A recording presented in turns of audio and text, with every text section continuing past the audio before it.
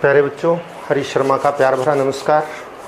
और इस लेक्चर में कक्षा 7 की विज्ञान का दूसरा पाठ का पहला लेक्चर है प्राणियों में पोषण।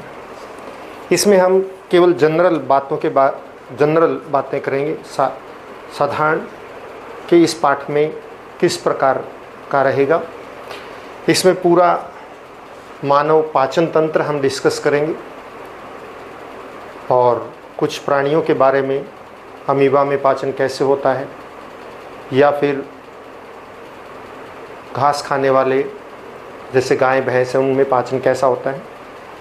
लेकिन पहले कुछ जनरल, आप सबको पता है पौधे, हरे पौधे वो अपना भोजन किस प्रकार प्राप्त करते हैं। वो अपना भोजन दूसरों से प्राप्त नहीं करते, अपना भोजन स्वयं तैयार करते हैं। और भोजन तैयार करने की इस प्रक्रिया को हम, पौधों के द्वारा भोजन तैयार करने की प्रक्रिया को हम क्या कहते हैं? प्रकाश संश्लेषण कहते हैं। ये हम पीछे पढ़ चुके हैं। अध्याय 1 में हमने यही पढ़ा था कि पौधे किस प्रकार अपना भोजन तैयार करते हैं। अब है प्राणियों में। प्राणी पौधों की तरह से अपना भोजन तैयार नहीं कर सकते। वो अपने भोजन के लिए दूसरे जीवों पर निर्भर करते हैं। प्राणी अपना भोजन स्वयं तैयार नहीं कर सकते, बल्कि अपने भोजन के लिए दूसरे जीवों पर निर्भर करते हैं। ये बात आपने नोट कर लेनी है, पॉइंट डाल लेना। जैसे एक कि प्राणी अपने भोजन के लिए दूसरे जीवों पर निर्भर करते हैं, चाहे वो पौधे हो सकते हैं और चाहे आप प्राणी हो सकते हैं। तो आपने लिखना क्या है? आपने लिखना है, ये आपके अपने आप आ जाएगा किसी न किसी प्रश्न में। प्राणी अपना भोजन स्वयं तैयार नहीं कर सकते, वह अपने भोजन के लिए पौधों अथवा दूसरे जंतुओं पर निर्भर करते हैं। नोट्स बना लीजिए आप इसको। अब वो अपने भोजन को किस किस प्रकार, देखिए सभी प्राणी भोजन के आधार पर एक जैसे नहीं होते। आपको पता है कुछ मांस खाने वाले हैं, कुछ पौधों पर निर्भर करते हैं, तो कुछ पौधे और मांस दोनों को खाते हैं। अलग अलग प्रकार के। यहाँ तक कि हमने पौधों में भी देखा था कि प्रकाश संश्लेषण सभी हरे पौधों में होता है, लेकिन घटपर्णी एक ऐसा पौधा है जो प्रकाश संश्लेषण भी करता है और कीट पतंगों को भी अपना शिकार बनाता है। मतलब विविधताएं रहेंगी। तो उसी आधार पर पौधे जैसे अलग अलग, पौधों में भी अलग हो सकता है, इसी तरह से प्राणियों में अलग अलग प्रकार के भोजन प्राप्त करने की विधियां हैं।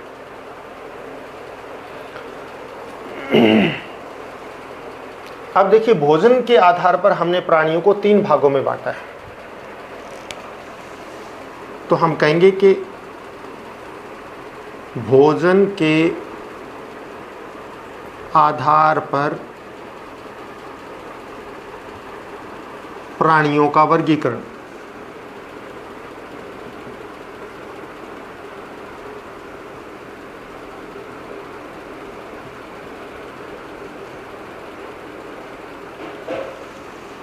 क्या वर्गीकरण है? देखिए क्या क्या है, आप लिखिएगा। भोजन के आधार पर प्राणियों को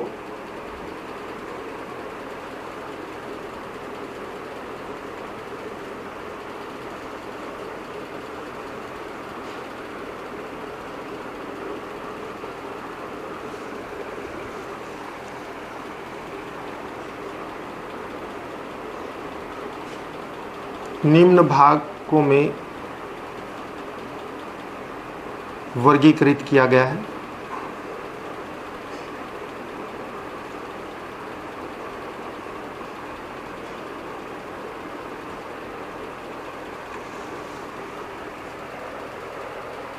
एक,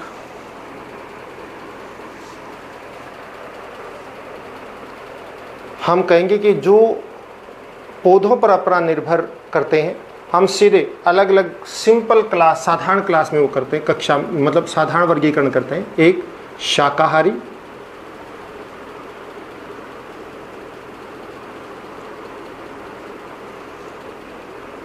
शाकाहारी कौन से होते हैं, इसको नोट कीजिए। ऐसे प्राणी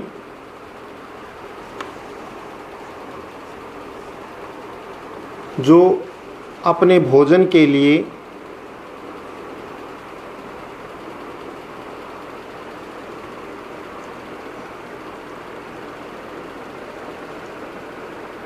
पादप उत्पाद पर निर्भर करते हैं।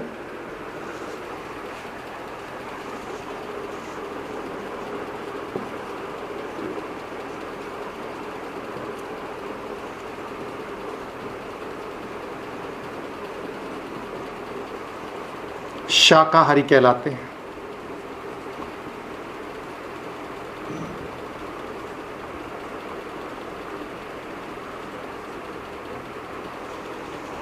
जैसे आप उदाहरण दे सकते हैं, गाय,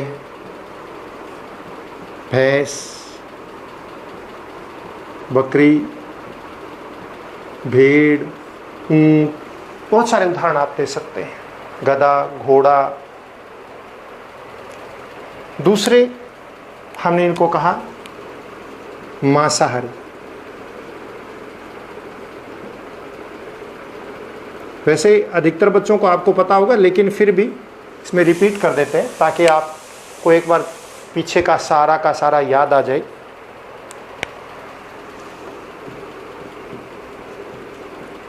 ऐसे प्राणी जो दूसरे जंतुओं को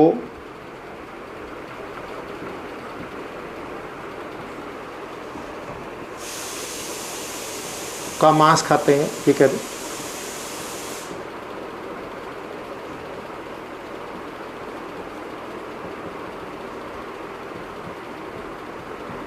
मांसाहारी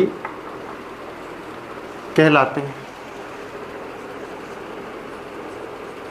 ये नोट कर लेना, आपने पेन कॉपी निकाल लीजिए, अगर नहीं है किया तो अभी तक नोट कर लीजिए फटाफट। जैसे आपको पता है, शेर, चीता,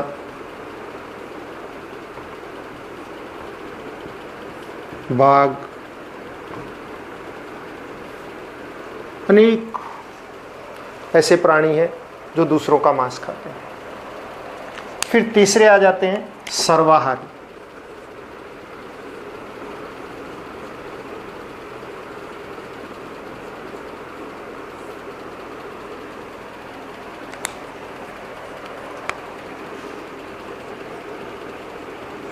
ऐसे प्राणी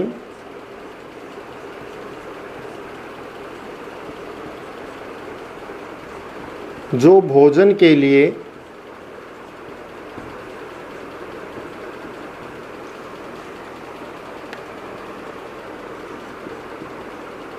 पादप उत्पाद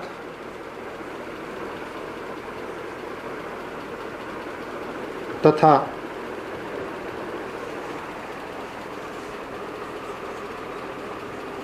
जंतुओं के मांस पर निर्भर करते हैं।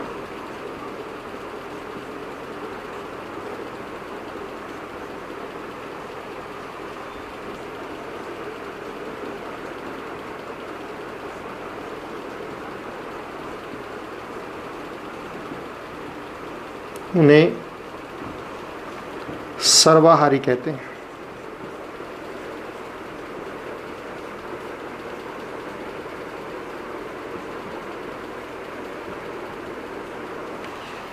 कहने का मतलब जो पादप उत्पाद भी पौधों को भी खा सकते हैं या पौधों से प्राप्त होने वाले पदार्थों को भी खा सकते हैं और दूसरे जंतुओं के मांस को भी खा जाते हैं।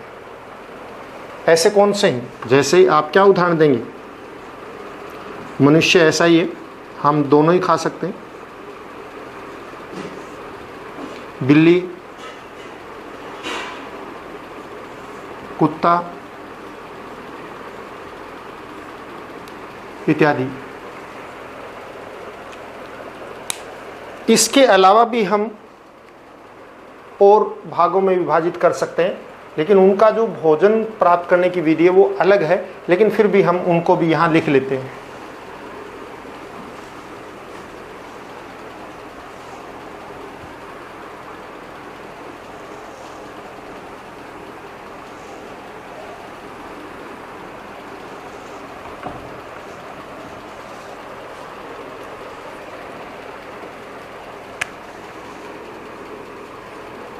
मृतोपजीवी,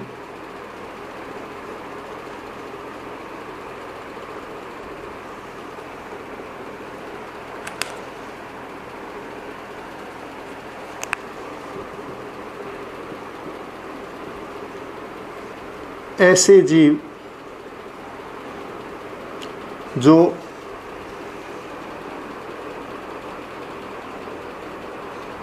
गले सड़े पदार्थों,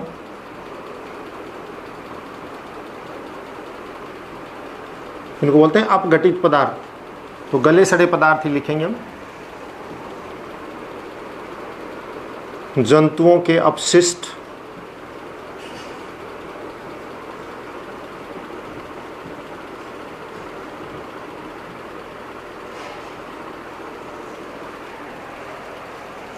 वे मृत शरीरों से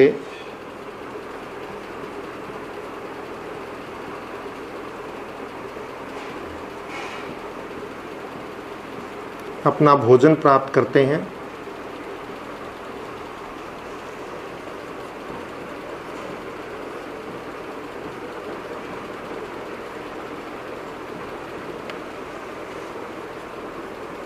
मृतोपजीवी कहलाते हैं।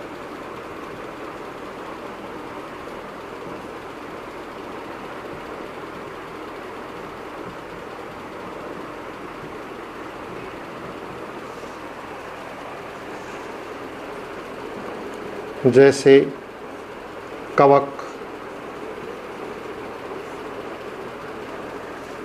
कवक जितने भी होते हैं विभिन्न प्रकार के होते हैं, फफूंदी है, पेनिसिलिन है, इस तरह बहुत सारे कवक हैं, लेकिन हम सिर्फ एक कवक की बात कर रहे हैं। सभी कवक जो है इसी प्रकार से अपना भोजन प्राप्त करते हैं।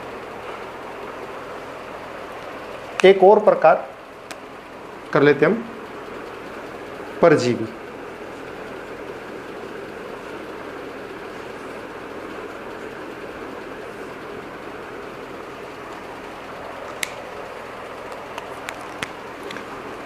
ऐसे जीव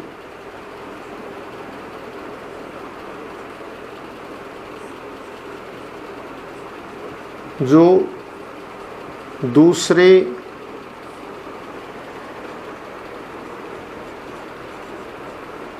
जीवों के शरीर में रहते हैं,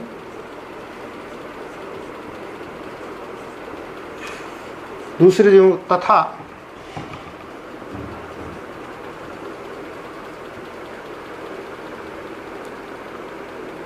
उनसे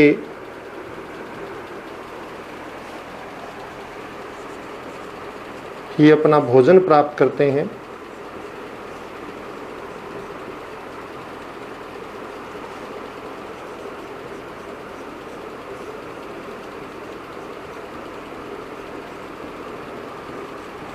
परजीवी कहलाते हैं।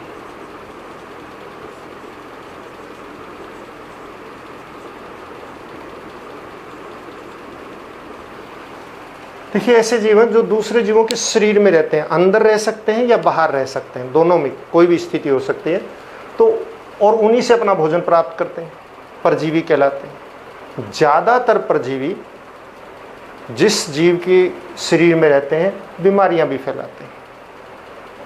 और ऐसे ही आप उदाहरण किसका ले सकते हैं, जैसे पादपों में हमने लिया था, आपको पता है, अमरबेल का। उस तरह प्राणियों में लें तो फीता कृमि,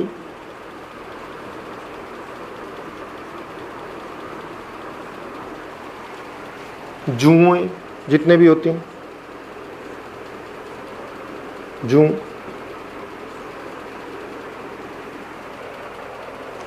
और बहुत सारे हैं हमारे शरीर के अंदर परजीवी हो सकते हैं, जंतुओं के शरीर में हो सकते हैं, इनको हम परजीवी कहते हैं। अब आ जाइए वापस, हम भोजन की ओर फिर चलते हैं।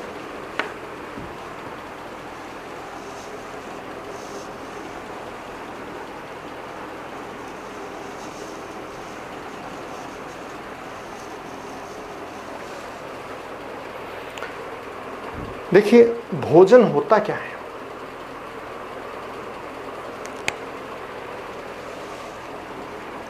किसको कहते हैं? हर एक जीव को भोजन की आवश्यकता है, लेकिन भोजन होता क्या है? शायद हमने पीछे कर भी लिया था, लेकिन फिर भी तो हम क्या परिभाषा लिखेंगे? ऐसे पदार्थों का समूह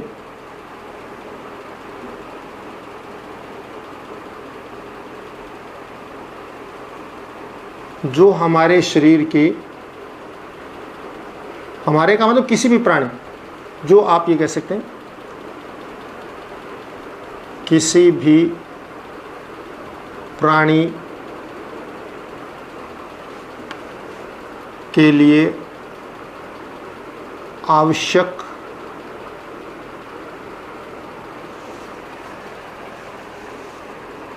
ऊर्जा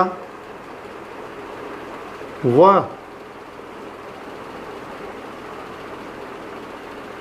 उसकी शरीर की वृद्धि के लिए, वृद्धि व स्वस्थ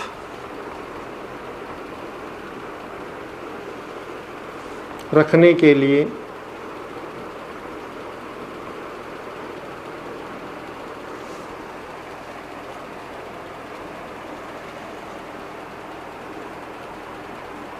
विभिन्न पदार्थ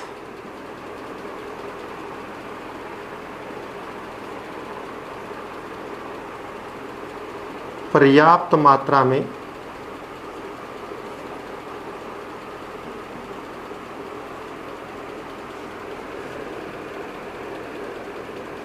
उपलब्ध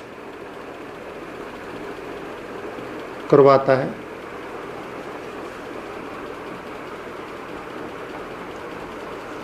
भोजन कहलाता है। आसान भी बना सकते हैं आप इस परिभाषा को, सीधा लिख सकते हैं किसी भी प्राणी के लिए ऊर्जा व उसके शरीर की विभिन्न आवश्यकताओं की पूर्ति करे ऐसे पदार्थों के समूह को हम क्या कहते हैं? भोजन। आपको कहा गया पदार्थों का समूह। एक अकेला पदार्थ कभी भी सभी आवश्यकताओं की पूर्ति नहीं करता है, इसलिए भोजन अकेला पदार्थ नहीं होता, क्योंकि वो सभी आवश्यकताओं की पूर्ति नहीं करता है, इसलिए अकेला नहीं होता। बहुत सारे अलग अलग प्रकार के पदार्थों का समूह होता है, और इन जो विभिन्न पदार्थ उसमें होते हैं उनको हमने अलग अलग भागों में बांटा हुआ है, उनको हम भोजन के घटक कहते हैं। तो क्या है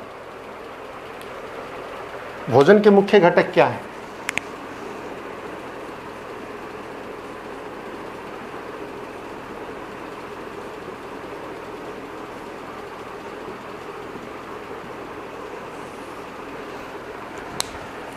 देखिए, भोजन के मुख्य 7 घटक, और उनमें से 5 को हम पोषक तत्व मानते हैं।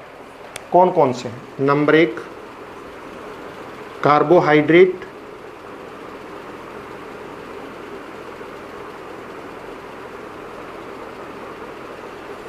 नंबर 2 वसा, number 3 protein, number 4 vitamin,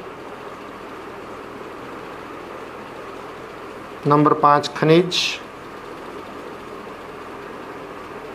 number 6 रूक्षांश, और नंबर 7 जल। इनमें से ये जो पहले 5 हैं, इनको हम क्या कहते हैं? पोषक तत्व।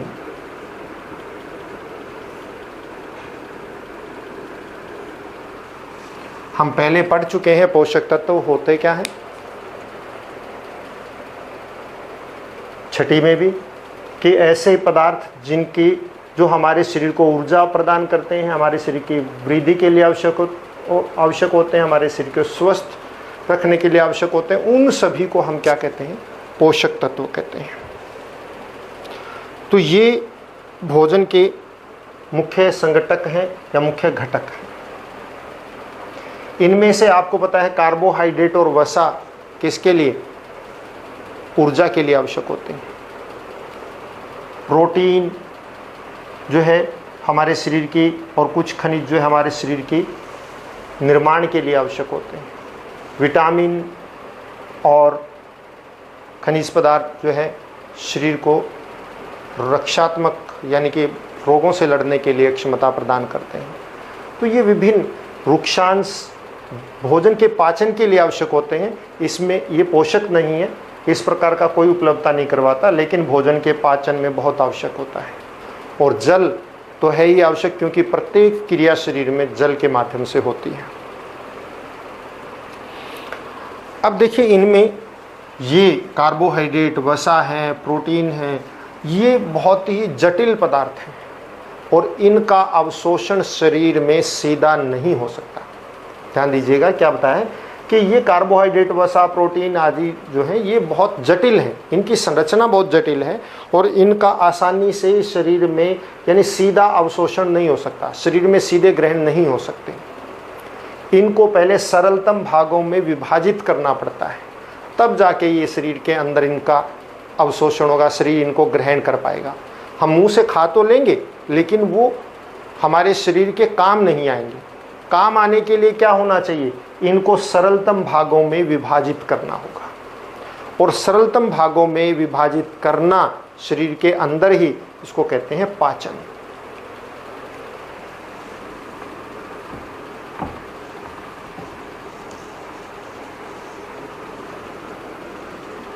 पाचन क्या है?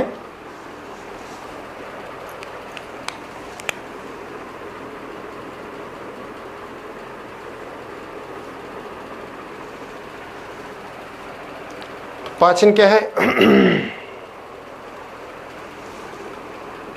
जटिल खाद्य पदार्थों का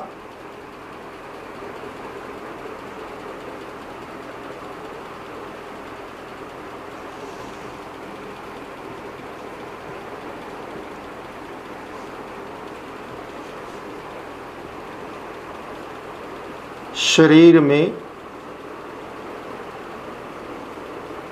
विभिन्न क्रियाओं के द्वारा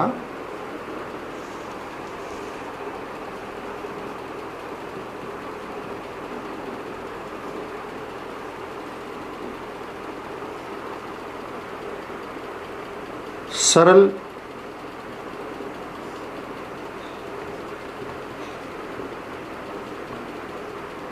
पदार्थों में क्या होना? परिवर्तित होना या टूटना। परिवर्तित शब्द ज़्यादा है, अच्छा है। परिवर्तित होना,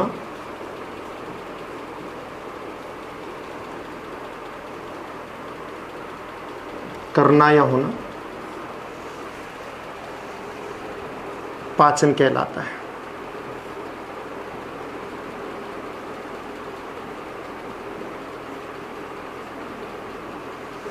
अब सबसे बड़ी बात है कि पाचन की ज़रूरत क्या है। अभी हम पहले कह चुके हैं कि पाचन की आवश्यकता क्या है, क्योंकि ये जटिल पदार्थ सीधे शरीर में अवशोषित नहीं होते हैं, इनका उपयोग नहीं होगा, और इनका उपयोग हो सके इसलिए इनको सरल भागों में विभाजित करना आवश्यक है।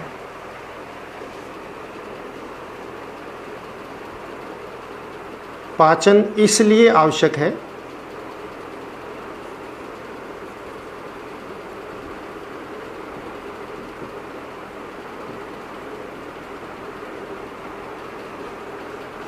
या आप सीधा लिख लिए पाचन क्यों आवश्यक है, हम प्रश्न ही बना देते हैं।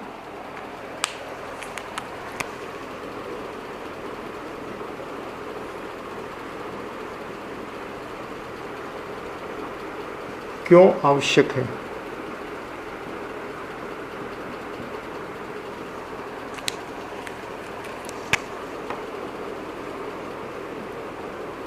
भोजन में उपस्थित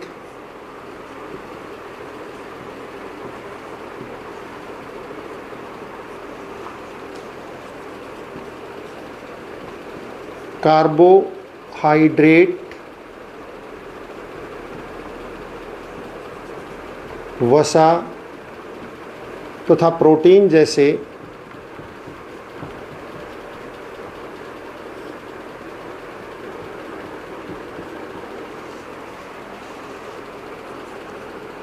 जटिल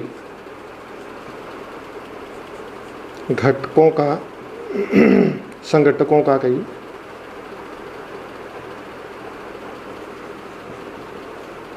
शरीर में सीधे अवशोषण नहीं हो सकता।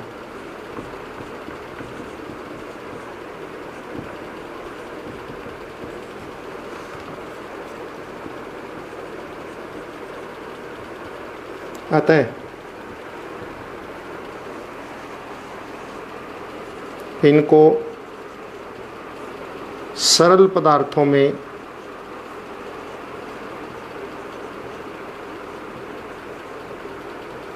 परिवर्तित करना आवश्यक है।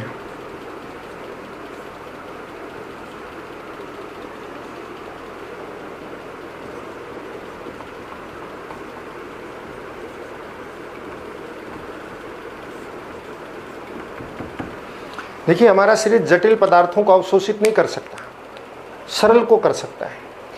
और भोजन में ये जटिल पदार्थ होते हैं, तो इसलिए इनको विभिन्न क्रियाओं के माध्यम से सरल में विभाजित किया जाता है, फिर शरीर उसको अवशोषित करता है।